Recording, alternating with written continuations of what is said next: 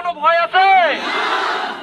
আমরা আমার নাম কি এটা কোনো কিছু আজকে মুখ্য নয়, আমি একজন সাধারণ ছাত্র, আপনাদের সবার হয়ে কথা বলতে হয়তো অবগত আছেন যে এই আন্দোলনটা ছিল প্রথমে কোটা সংস্কার আন্দোলন, যেটা 2018 সালে পরিপত্র বাতিল হয়, কিন্তু পুনরায় এই বছর জুন মাসে আবার নতুন করে একটা পারেনি।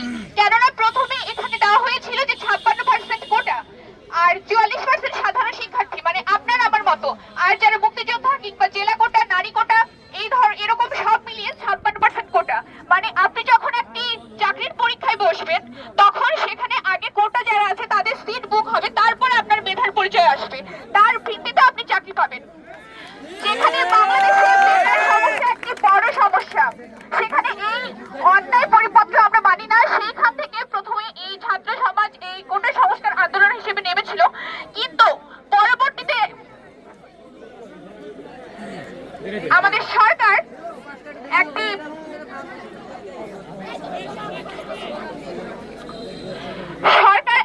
কথা বলে, যেটিতে আমাদের ছাত্র সমাজ পুরোপুরি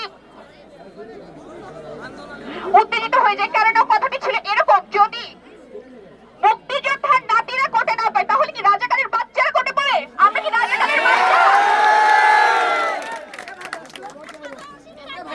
আমরা সকলে সাধারণ শিক্ষার্থী, কিন্তু তারপর আমাদের ভাইদের উপরে গুলি চালানো হয়। কতজন মারা গেছে তার এখনো নিশ্চিত হিসাব প্রশাসন দিতে পারেনি।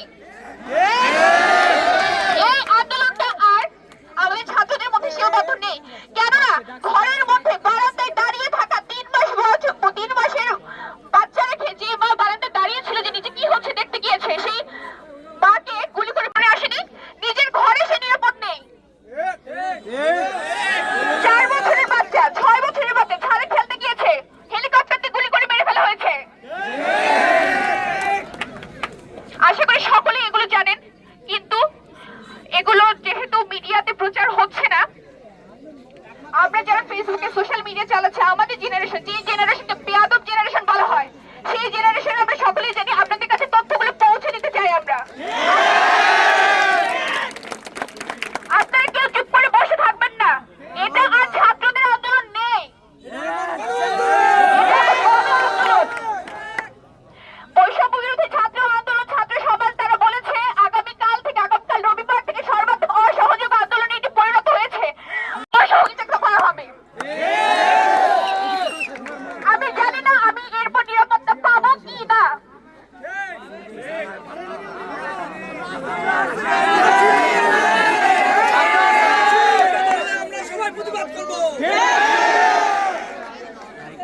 যে 6 বছরের বাচ্চাটা মারা গেল, তার নিরাপত্তা কোথায় ছিল? যারা রাস্তায় আন্দোলন করতে গিয়ে মারা গেল, তার নিরাপত্তা কোথায় ছিল? তাদের মতো আমি একজন সাধারণ ছাত্র হিসেবে আজকে এখানে এসেছি তাদের মৃত্যুর প্রতিবাদে, হত্যার প্রতিবাদে। এটা কোনো মৃত্যু না, এটা হত্যা। সেই হত্যার প্রতিবাদে আমি এসেছি, তার জায়গায় আমিও থাকতে পারতাম। এমনকি আজকেও ছাত্র সমাজে যে বিক্ষোভের ঘোষণা দেওয়া হয়েছিল, সেই বিক্ষোভে কুমিল্লায় কয়জন মারা গেছে আমরা সঠিক তথ্য জানি না, যেহেতু এখন সঠিক তথ্য মিডিয়া প্রকাশ করছে না। আমরা সোশ্যাল মিডিয়ায় নানা জায়গায় নানা তথ্য দেখছি, কতজন মারা গেছে আমরা সঠিক বলতে